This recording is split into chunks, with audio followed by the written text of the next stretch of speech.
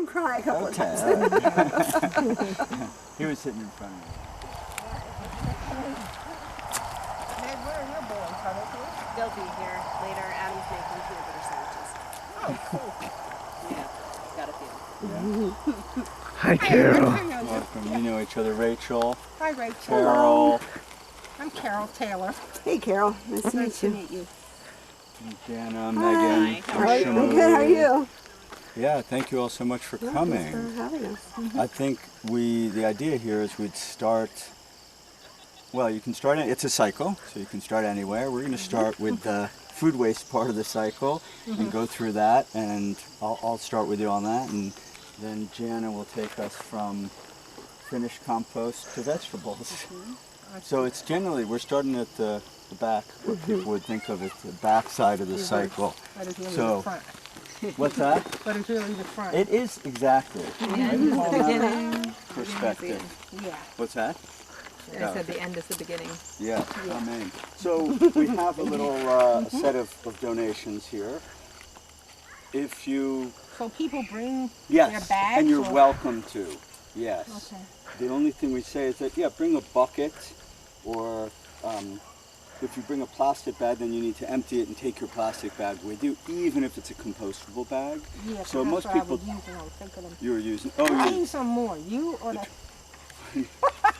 we're not, I talked with Tracy. Tracy You know was what I'm very, talking about. Yeah. Tracy was in favor of this. We said the more places to compost, the better. We're not charging anything. Yeah, There's no, right. It's Yeah. just- we're a It's cooperative whatever's farm. easiest Yeah. For the Yeah. person. Well, and are they still doing it, or did they have to They're finish very that? close. doing it. Restarted, didn't they? I think they restarted. Well, they started and stopped because they showed a picture of a bear. How Yes. the bear got in and And I have to destroyed say, they're because started Tracy and I have been working on this for a few years, we want to get everyone composted, or not everyone compost. We want to get food waste, Right, right. organic Yeah. matter, whether it's food waste or leaves or, garden waste, out of the waste stream, right? That's our goal. Right, right. And doing it the way we do it at the transfer station is great. It was kind of a last resort because there are too many procedural licensing things to get it done locally, so it's actually being hauled by a hauling company, believe it or not, to like the more central Connecticut, which is kind of funny because we're the agricultural end. And they were taking it where it's not. I Yes. mean, that's kind of Yeah, weird. because that's where the company is with the trucks and the big company, right?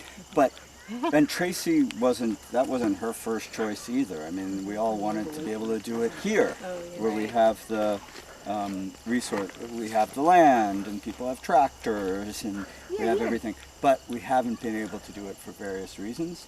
So that was kind of the backup plan. It's great. It's as long as we keep it out of the waste stream. If you throw it in your garbage can and it goes with your garbage to the transfer station, do you know where it goes? Right. I don't know exactly where it ends up.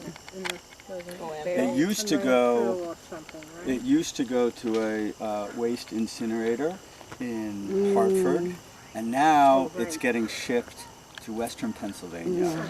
Connecticut is shutting down all the waste incinerators and landfills in the state. So, I mean, it's a long way. Yeah. If you or I wanted to drive to Western Pennsylvania, it'd be like a big trip, like snacks and bathroom breaks. It's not, it's like a long way. And if you imagine food waste, organic waste, is heavy. It's wet. So all the fuel it takes, and it's smelly, all the fuel it takes to haul that stuff to Western Pennsylvania. So then it sits in a landfill. Landfill's not a place to decompose things. It goes anaerobic, it produces methane. That methane is a greenhouse gas. It warms the climate. Like, there's nothing good about it. No one wants that. No one's excited about that option. So this is an option. Bring it here. Bring it in a bucket. Right. Bring it however you can bring it. Whenever this gate is open, this tall gate behind you that we're just walking through, that means we're open. Do you want me to grab this bag? I'm sorry? Do you want me to grab this bag? Yes, thank you so much. And you're going to put it over here somewhere? Yeah, we have Oh, I see. You have a bigger this bin. This is just for compostables. So no bags, please. Just Even if you have the compostable bag. yeah, and Kyle, who dropped this off, said bread compostable. For sure. Not only is it compostable, the chickens would be very love it. excited. Yeah. In fact, this we might want to just save and do this and toss over the fence for the chickens. Yeah, they're waiting for you. Excited about it. They're waiting. They're looking. Welcome. Thank you. But the rest of this, I'm just gonna dump it in here. Thank you very And much. Carol, if you brought some This. during regular work hours, we could just come up and dump it for you if you wanted to.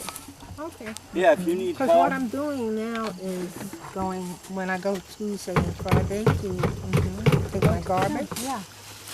I had started in the very beginning. We had like an information section. Yeah. And we went there to the library and and they had that. And they had a little bucket. Thank you. So I was hyped about it. Yeah. But then they stopped. But now they started again. Oh, good. That's perfect. Oh, there's actually one bag all the way Well, in the it bottom. would be one trip for Compostable bag though. right, because I would be going anyway. Can And that's compostable why bags go in, or you probably don't want those, right? Yesterday at the library. Hey folks, if I could say something, welcome.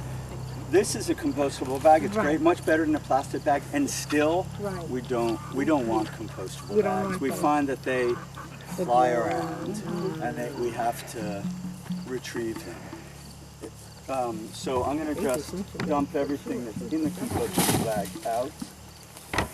I'll deal with this in a sec. This isn't a garbage bag, so I'm just going to dump all this stuff in. Whoops. One more.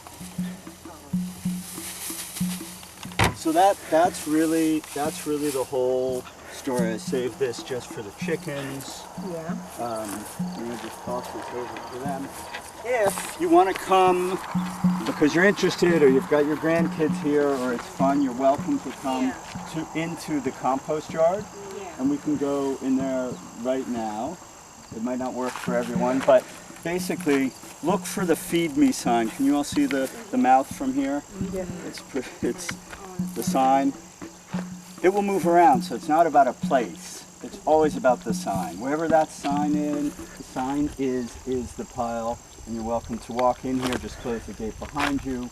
Over here on this gate, we have a little sign that tells you what we accept and what we don't. You're welcome to look at it. We can email it to you. Basically, anything that's food, we take meat, bones, dairy. We're not worried about any of that. We're just trying to avoid plastic and metals, rubber bands, and plastic, even compostable plastic. Any chickens might be. How do you keep the bears out? We don't say the word there.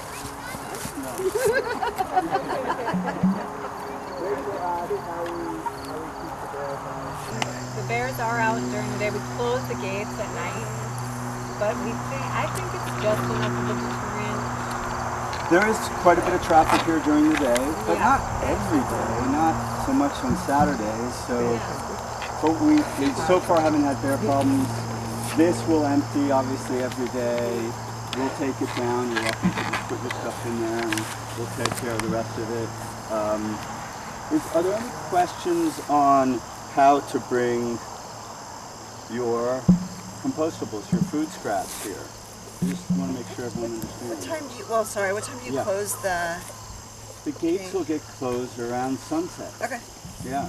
Cool. Yeah. So it's shifting. 7 o'clock now, 7:15. Yeah.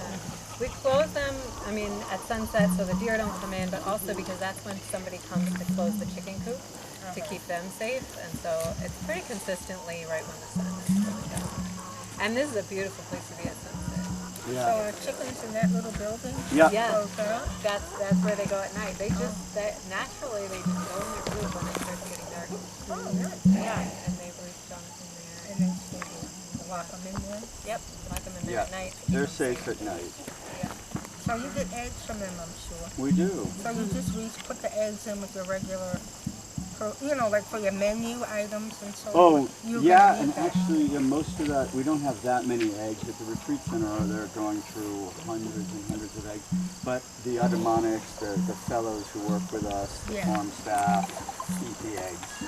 Oh, nice. At any given time, we have 10 to 12 people here for our Adama Fellowship Program.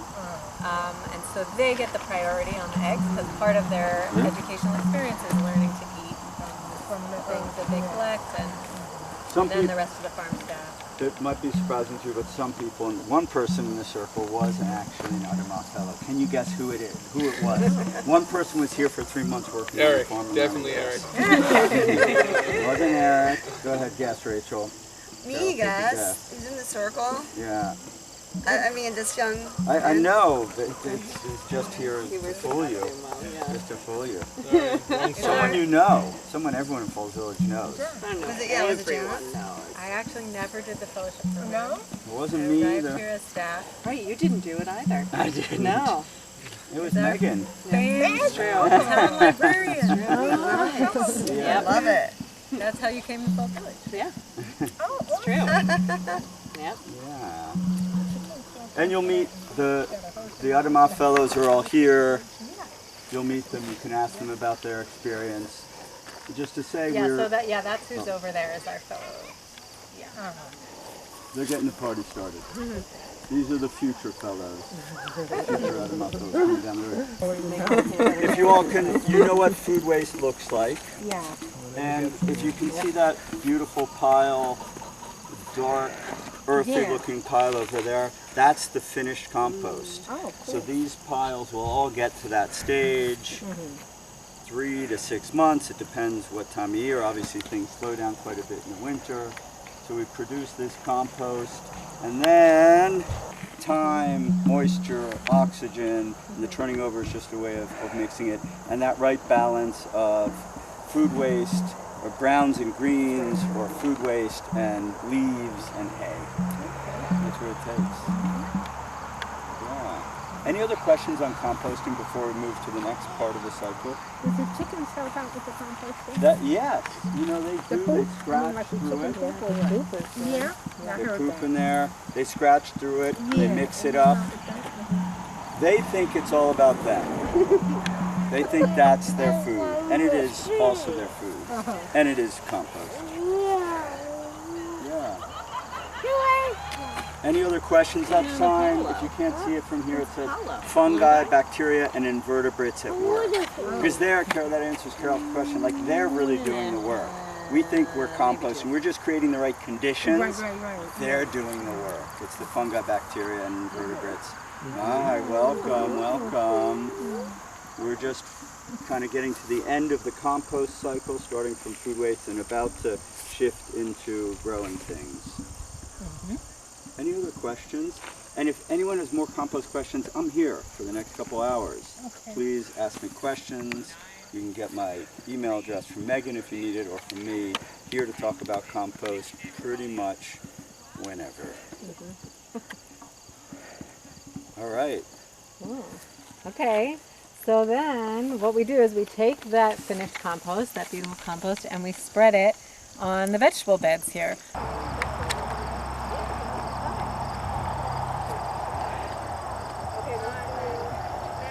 We have a few more blocks of vegetables further up the hill, as well as chestnut trees, which also take our compost, but we'll just look at kind of what's here. And especially for mobility, I'll talk mostly here, and then we'll walk and look at some of the other vegetables. Can I ask you a quick question? Yeah. You said chestnut trees. I thought they were all dead. Oh yeah, great question. Carol thought all the chestnut trees were dead, which Well, is I true. kept, All the hearing about them. American chestnut trees are dead. Well, it's true, they're not all dead, but they can't reproduce. Okay. They can't, as soon as they flower, they get the blight and they die. So we do have some in the woods, but they can't make nuts, they can't make more trees. There's a resilience, an American chestnut resilience project to try Bring and them back? bring back the grandmas and grandpas of the chestnuts. Which is a beautiful thing, and that's not what we're doing. That's like a long-term research project. Plant 10,000 of them, and 100 survive, and then plant from those 100. We're doing Asian hybrid chestnuts for food. Oh, okay. They're So- blight resistant. And we hope in maybe 5 years, something like that, we'll be starting to harvest, 4 years, chestnuts for food. And we're excited about that project. It's a way, of course, of bringing as much carbon down into the soil by growing food crops that are trees. So, but here we have vegetables. So we take our compost, we spread it on the soil. This is what happened to this whole field here, and then we plant vegetables into it. This field has some of the summer stuff. So these are butternut squashes right here. You can see the vines are starting to die, but you can see some of the bush. And then those are some gnarly looking tomatoes because it's the end of tomato season.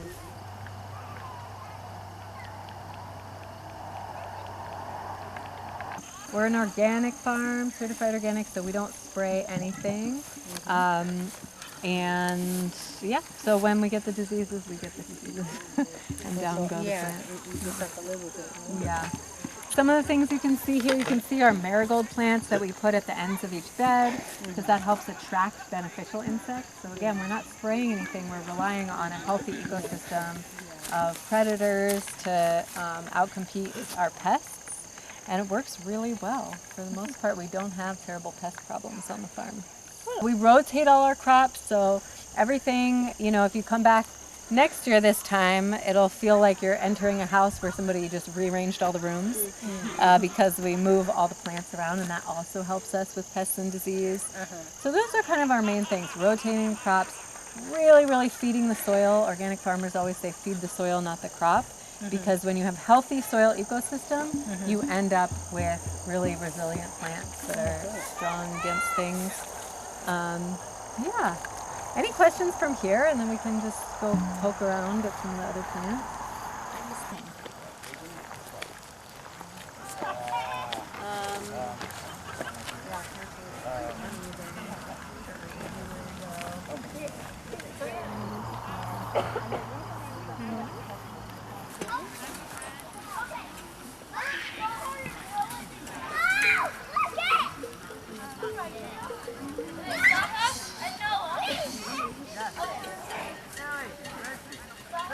Well, then I'm down. Okay. So you two bounce me, Eli.